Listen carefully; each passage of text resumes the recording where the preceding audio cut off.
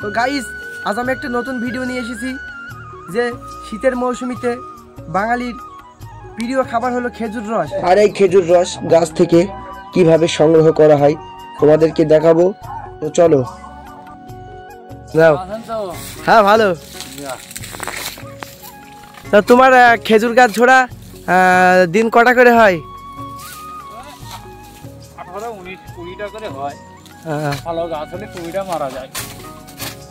ও, তাই এই গাছগুলো দেখে কি বোঝা যাচ্ছে রসটা ভালো হবে তো এই গাছ থেকে? হ্যাঁ, এসব গাছে একখানা করে রস হয়ে যাবে। এই শীতের মৌসুমিতে প্রতিদিন সকালে ঘুম থেকে উঠে 1 গ্লাস করে কান্না খেতে ভালো লাগে এই খেজুর রস। তো এই গাছ থেকেই বার হবে কিন্তু খেজুর রস। দীর্ঘদিনের হারিয়ে যাওয়া ঐতিহ্যটাকে এখনো চালিয়ে যাচ্ছেন আনার ভাই বিগত 30 বছর ধরে।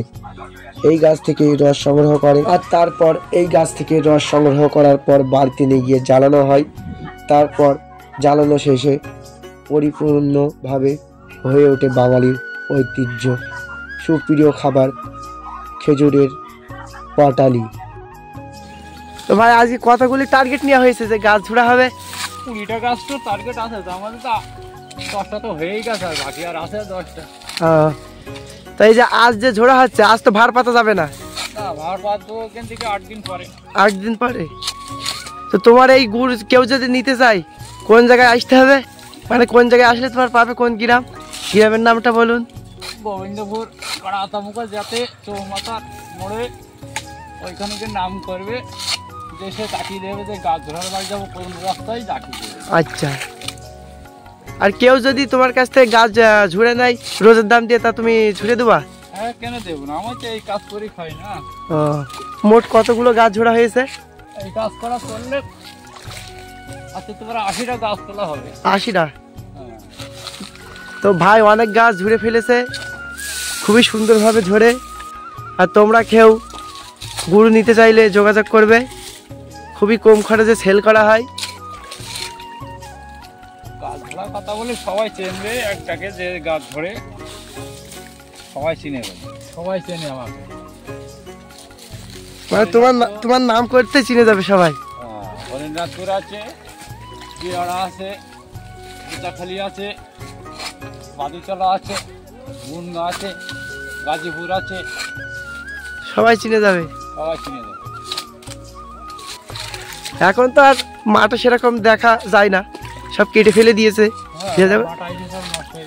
হ্যাঁ, চাষবাস হচ্ছে আর ভাটায় সব গাছ বিক্রি করে দিয়েছে চাষিরা। এদিকে দেখতে পাচ্ছ, এদিকে গাছ প্রায় ঝোড়া কমপ্লিট।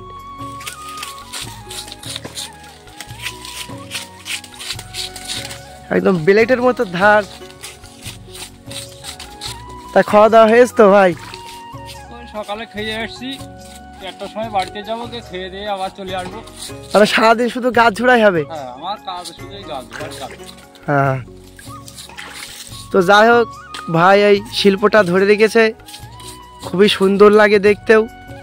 বহুত লোক শিখতে চাইছে, কেউ শিখলো না কাজটা, কেউ শিখতে চাচ্ছে না, বলে এত পরিশ্রমের কাজ করবে না। এটা খুবই পুরনো একটা শিল্প, এখন দেখা যায় না বললেই চলে।